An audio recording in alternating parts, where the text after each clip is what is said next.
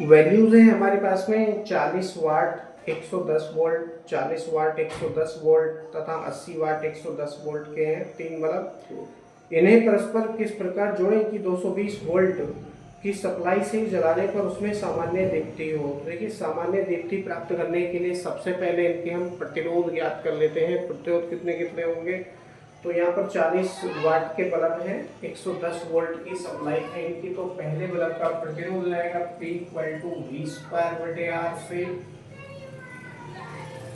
यहाँ पर हम क्या प्राप्त करेंगे, पहले का प्रतिरोध ज्ञात करेंगे, दूसरे का प्रतिरोध ज्ञात करेंगे, क्योंकि दोनों की वैल्यू बिल्कुल बराबर है। ठीक है, तो इसी सूत्र से हम ज्ञात कर लेंगे। V की वैल्यू हमारे पास में है R1 = R2 = क्या हो जाएगा, V²/T। V की वैल्यू 110 है, 110 स्क्वायर है तो 110 × 110/P। P की वैल्यू हमारे पास में कितनी दे रखी है, यहाँ पर 40 है, 40 वाट। तो इस 0 से ये 0 काट दो, 110 है, इसको 2 से काटेंगे 55 बार कटेगा। ठीक है, इसको काटेंगे 2 से तो 2 बार कटेगा। ये हो गया 55 और ये हो गया 11। गुणा करेंगे तो कितना आ जाएगा, चलो 55 × 11/2 ही इसको रहने दीजिए। ये आ गया दोनों बल्बों का प्रतिरोध। इसी प्रकार से तीसरे बल्ब का प्रतिरोध ज्ञात कर लेंगे। R3 = कितना हो जाएगा, सेम सूत्र है V²/P।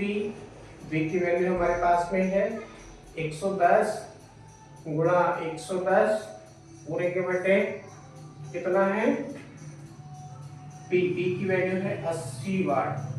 ठीक है, 80 वाट।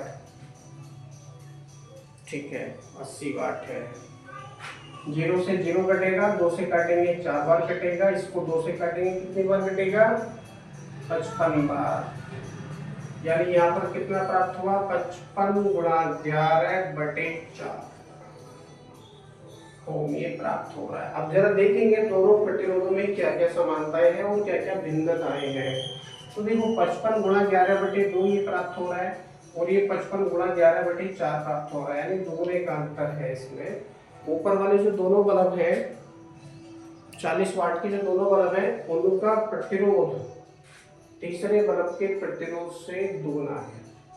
ठीक है, अब जब प्रतिरोध उसमें दुगना है तो धाराएं भी इसमें कमी होंगी।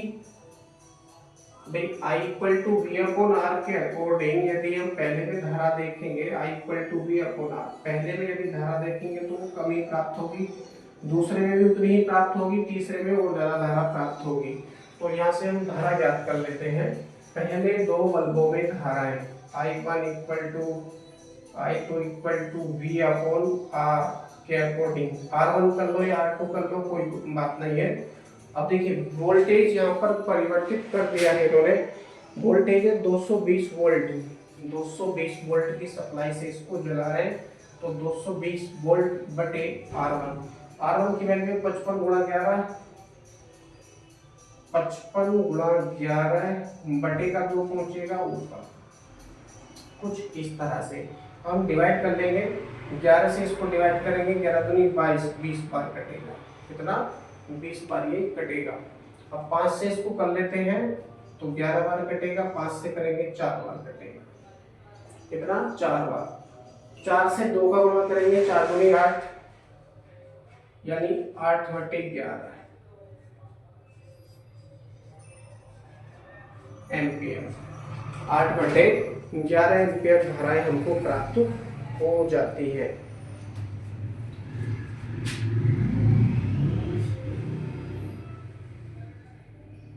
कैलकुलेशन द्वारा कर लेते हैं। 220 बटे 55 × 11 बटे का 2 पहुंचेगा ऊपर। हमने इसको किससे डिवाइड किया, 11 से इसको डिवाइड किया, 11 दूनी 22, 20 बार कटेगा। ठीक है, और हमने 5 से डिवाइड किया तो ये 11 बार कटेगा, और ये हम 5 से डिवाइड करेंगे तो 4 बार कटेगा, 4 दूनी 8, यानी 8/11 एम्पियर ये हो जाएगा। 8/11 एम्पियर में हो जाएगा। यानी I1 और I2 दोनों बल्बों में जो धाराएं हैं वो 8/11 एम्पियर की धाराएं हैं। अब तीसरे बल्ब में देख लेते हैं कितनी धारा होगी। तीसरे बल्ब में धाराएं सेम सूत्र है I3 बराबर कर लेंगे इसको, I3 बराबर V बटे R3 करेंगे तो क्या प्राप्त होगा, V की वैल्यू फिर से 220 वोल्ट है बटे R3 की वैल्यू 55 गुणा 11 बटे 4, तो 55 गुणा 11 बटे का 4 पहुंचेगा ऊपर गुणा में, ठीक है, बटे का 4 कहाँ पहुंचेगा ऊपर गुणा में, और हम कर लेंगे 11 से इसको काटेंगे, 11 दूनी 22, ये 20 बार कटेगा, अब 5 से काट लेंगे, 11 बार कटेगा, इसको काटेंगे कितनी बार कटेगा, 5 से 4 बार कटेंगे, 4 चौक 16, कितना हो जाएगा 16 बटे 11 एम्पियर, 16 बटे 11 एम्पियर ये हो जाएगा। अब हम कॉमन वाली चीजें हैं 16 बटे 11 एम्पियर, चलो कॉमन वाली चीजें मत देखिए अभी। अब जरा देखो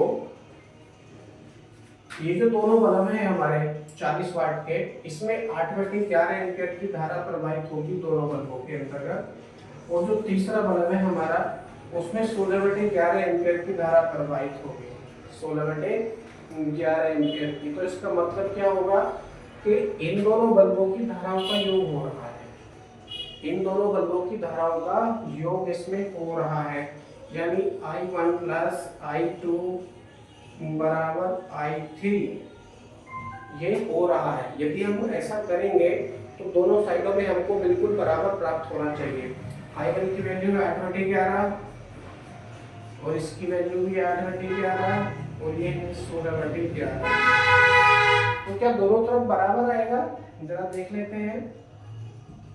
11 ऊपर 8 प्लस 8 है बराबर 16 बटे 11 है, तो ये 16 बटे 11 हो जाएगा, इधर भी 16 बटे 11 हो जाएगा, इन दोनों तरफ हमारी धाराएं बिल्कुल बराबर प्राप्त होती हैं, दोनों तरफ धाराएं बिल्कुल बराबर प्राप्त हमको होती हैं। जब ऐसी कंडीशन प्राप्त होगी तो चित्र कैसा बनेगा इसका, कौन से क्रम में जोड़ेंगे, यानी जो दोनों बल्ब हैं हमारे, पहले दोनों बल्ब 40 वाट के जो दोनों बल्ब हैं उनको समांतर क्रम में जोड़ेंगे, तभी तो उनमें अलग अलग धारा प्राप्त होगी।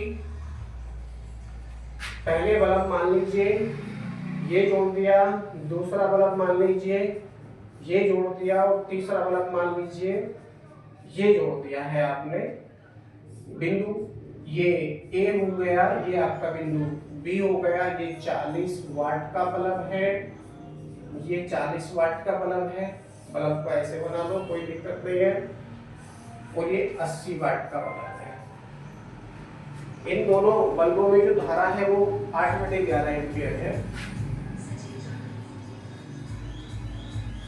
इसमें धारा 8 बटे 11 एम्पियर है, इसमें धारा कितनी है 16 बटे 11 एम्पियर है, ठीक है।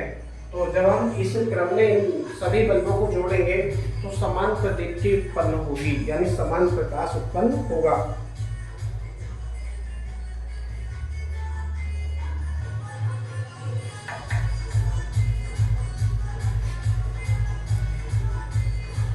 इसमें अगला प्रश्न है, इसमें कहते हैं 3 प्रतिरोध तारों को जिसमें प्रत्येक का प्रतिरोध 6 ओम है 4 विभिन्न रीतियों द्वारा संयोजित किया जा सकता है, प्रत्येक संयोग को चित्रित कीजिए तथा तुल्य प्रतिरोध ज्ञात कीजिए। तो चित्र बना लेंगे हम, परिपथ यहाँ पर दे रखे हैं और उन परिपथों का वो पूछते हैं तुल्य प्रतिरोध कितना होगा, परिपथों का तुल्य प्रतिरोध कितना होगा। तो ठीक प्रतिरोध है यहाँ पर, मान लीजिए ये हो गया पहला चित्र आपका, ये पहला चित्र हो जाता है और इसके सभी प्रतिरोध हैं 6 ओम के, 6 ओम, 6 ओम। ये बिंदु ए मान लीजिए, ये बिंदु बी मान लीजिए, बिंदु ए में बी के बीच में तुल्य प्रतिरोध यदि आप ज्ञात करेंगे तो तीनों प्रतिरोध एक ही तार से जुड़े होने के कारण श्रेणी क्रम में आ जाते हैं। करेंगे तो क्या प्राप्त होगा 6 प्लस 6 प्लस 6 यानी 18 ओम इसका तुल्य प्रतिरोध आ जाएगा, ठीक है। ये पहला खंड आपका कंप्लीट हो जाता है। इसका सेकंड खंड हम यहाँ से करने का प्रयास करते हैं।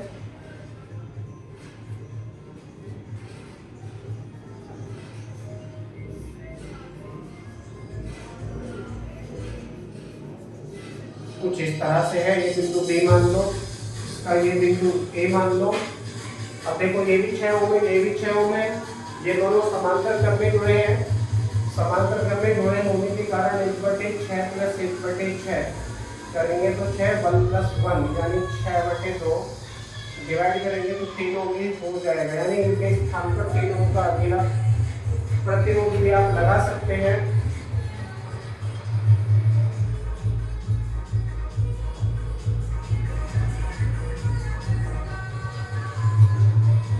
अब ये वाला 3 ओम और ये वाला 6 ओम एक ही तार से जुड़े होने के कारण कौन से क्रम में आ जाते हैं?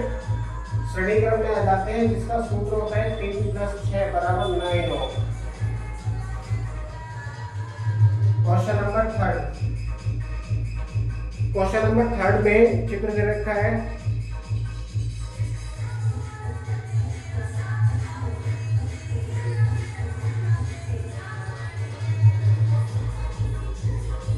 सब 6 ओम के हैं। अब जरा देखो ऊपर वाले दोनों प्रतिरोध एक ही तार से जुड़े होने के कारण श्रेणी क्रम में आ जाते हैं, इसलिए करेंगे तो 6 + 6 यानी 12 ओम हो जाएगा। कितना? 12 ओम। तो इसके स्थान पर अकेला 12 ओम आप लगा सकते हैं। ये 12 हो गया, ये 6 हो गया। अब ये दोनों समांतर में आ जाएंगे।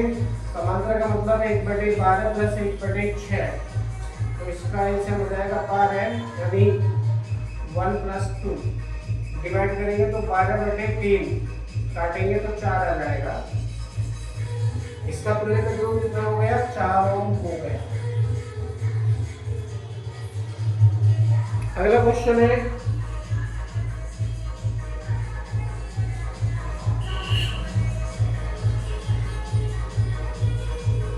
अब ये कौन से क्रम में आ जाते हैं? सभी अलग अलग तारों से जुड़े होने के कारण समांतर क्रम में आ जाते हैं। तो उसका सूत्र हो जाएगा 1/r बराबर 1/r1 यानी 1/6 + 1/6 + 1/6 एलसीएम लेंगे तो 6 ऊपर 1 + 1 + 1 यानी 6/3 डिवाइड करेंगे तो आएगा 2 ओम।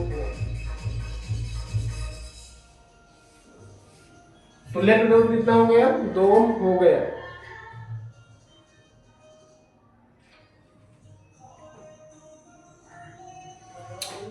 अगला प्रश्न है 3 प्रतिरोधों को जिनमें प्रत्येक प्रतिरोध 2 ओम है इस प्रकार से जोड़िए कि परिपथ का कुल प्रतिरोध 3 ओम हो जाए। तो 2 ओम के 3 प्रतिरोध हमारे पास में है, उनको किस प्रकार से जोड़ें कि तुल्य प्रतिरोध 3 ओम हमको प्राप्त हो। तो चित्र की सहायता से इसको समझने का प्रयास करते हैं, या अपने मन में ही चित्र बना लो, पहले कैलकुलेशन कर लो फिर बाद में चित्र बना लेना, नो प्रॉब्लम, जो आपको उचित लगे। भाई हम क्या कर रहे हैं? R1 = R2 = R3 बराबर 2 ओम ये है हमारे पास में। तीनों प्रतिरोध पूछते हैं, 2 ओम के प्रतिरोध है हमारे पास। वो पूछते हैं कि इन तीनों को किस प्रकार जोड़ें कि इनका तुल्य प्रतिरोध 3 ओम हमको प्राप्त हो जाए। 3 ओम प्राप्त करने के लिए क्या होगा? 2 + 1 होगा। ये कौन से क्रम में हो सकता है? केवल श्रेणी क्रम में। अब ये तो हमको समझ में आता है कि तीसरा प्रतिरोध है 2 ओम, और ये 1 ओम कहां से प्राप्त हुआ? यदि हम इन दोनों प्रतिरोधों को R1 और R2 को ऊपर नीचे लिखकर समांतर क्रम में जोड़ देते हैं, तो यदि समांतर में जोड़ेंगे तो क्या प्राप्त होगा? 1/r बराबर 1/r1 यानी 1/2 + 1/2 आधा 1 हो गया। ठीक है, तो बिल्कुल क्लियर होगी बात। समांतर में जोड़िए, दोनों प्रतिरोधों को समांतर क्रम में जोड़कर और तीसरा प्रतिरोध इनके श्रेणी क्रम में जोड़कर तुल्य प्रतिरोध कितना? 3 ओम हमको प्राप्त हो जाएगा। ठीक है, ये इसका आंसर हो गया। बिंदु ए में बिंदु बी के बीच में तुल्य प्रतिरोध ज्ञात करेंगे तो हो जाएगा 3 ओम। अगला प्रश्न है, वो इस प्रश्न में कहते हैं कि आपके पास 3 प्रतिरोध हैं जिनमें प्रत्येक 3 ओम का है। 2 ओम का परिणामी प्रतिरोध प्राप्त करने के लिए आप इन्हें किस प्रकार जोड़ेंगे? अब देखिए R1 R2 R3 तीनों की वैल्यू कितनी है? 3 ओम है। और हमको इसमें कितना प्राप्त करना है अब इस समय, 2 ओम का प्रतिरोध हमको प्राप्त करना है, 2। अब ये 2 कैसे प्राप्त होगा, समांतर क्रम में अगर जोड़ेंगे तब हमको ये प्राप्त हो सकता है। लेकिन ऊपर की रेखा में हम दोनों श्रेणी क्रम में करके जोड़ेंगे और नीचे वाले रेखा में अलग अलग करके जोड़ेंगे, तो चित्र आपका कुछ इस तरह से बन जाएगा।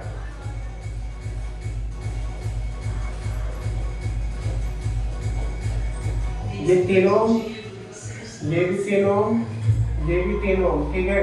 ऊपर के 3 ओम 3 6 ओम हो गए और ये कितना हो गया, 3 ओम हो गया। करेंगे तो 1/6 प्लस 1/3, तो 6 1 प्लस 2 यानी 6/2 और 3 डिवाइड करेंगे तो 2 ओम हमको प्राप्त हो जाएगा। मतलब क्या हुआ कि इसमें 3 ओम तथा 3 ओम के प्रतिरोधों को श्रेणी क्रम में जोड़कर तथा तीसरे प्रतिरोध को इनके समांतर क्रम में जोड़कर तुल्य प्रतिरोध 2 ओम प्राप्त कर सकते हैं। अगला प्रश्न है, समांतर क्रम में जुड़े एक जैसे n प्रतिरोध V वोल्ट के वैद्युत स्रोत से जुड़े हैं। यदि सभी प्रतिरोधों को श्रेणी क्रम में जोड़ दिया जाए तो स्रोत द्वारा दी गई शक्ति पर क्या प्रभाव पड़ेगा। देखिए शक्ति पूछते हैं श्रेणी क्रम और समांतर क्रम के लिए।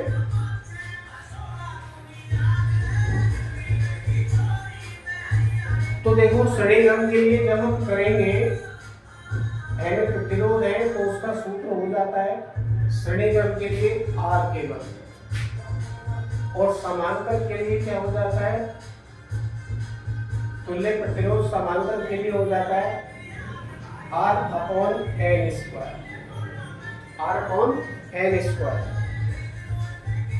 पूछते हैं यदि सभी प्रतिरोधों को श्रेणी क्रम में जोड़ दिया जाए, पहले क्या थे, समांतर क्रम में जुड़े एक जैसे n प्रतिरोध V वोल्ट के वैद्युत स्रोत से जुड़े हैं। यदि सभी प्रतिरोधों को श्रेणी क्रम में जोड़ दिया जाए तो स्रोत द्वारा दी गई वैद्युत शक्ति पर क्या प्रभाव पड़ेगा। तो देखिए पहले तो क्या थे, ये समांतर क्रम में थे, तो समांतर क्रम में थे तो उनका सूत्र हो जाएगा तुल्य प्रतिरोध का R/n², और उस समय स्रोत द्वारा दी गई शक्ति क्या है, V V²/R। R क्या है, इन सब का तुल्य प्रतिरोध है। रखेंगे वैल्यू तो P क्या हो जाएगा, V²/R। R के स्थान पर R/n², तो R पहुंचेगा नीचे, n² हो जाएगा ऊपर। इतने वाट की शक्ति दे रहा था, ठीक है, जब वो समांतर क्रम में थे। लेकिन वो क्या कह रहे हैं, जब उनको श्रेणी क्रम में जोड़ दिया जाएगा तो श्रेणी क्रम का तुल्य प्रतिरोध कितना हो जाएगा, R हो जाएगा श्रेणी क्रम के लिए, और सब में बिल्कुल बराबर धारा प्रवाहित होगी, सब में बराबर धारा प्रवाहित होगी। तो चलो V²/R से ही आप इसको कर लो, तो यही हमको प्राप्त होगा, ये P' है। अब अनुपात इसमें ज्ञात कर लीजिए, क्या हो जाएगा, P' कर लो, P'/P। यदि हम करेंगे तो V² n²/R। R से R कटेगा, V से V कटेगा, बचा केवल 1/n², यानी P'/P equal to 1/n²। 1/n² हमको ये प्राप्त होगा, ठीक है।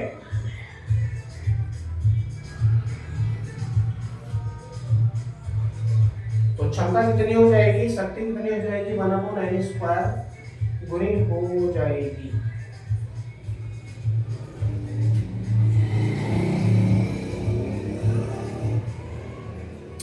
यहाँ आने के पश्चात आपके ये सभी प्रश्न बिल्कुल कंप्लीट हो जाते हैं।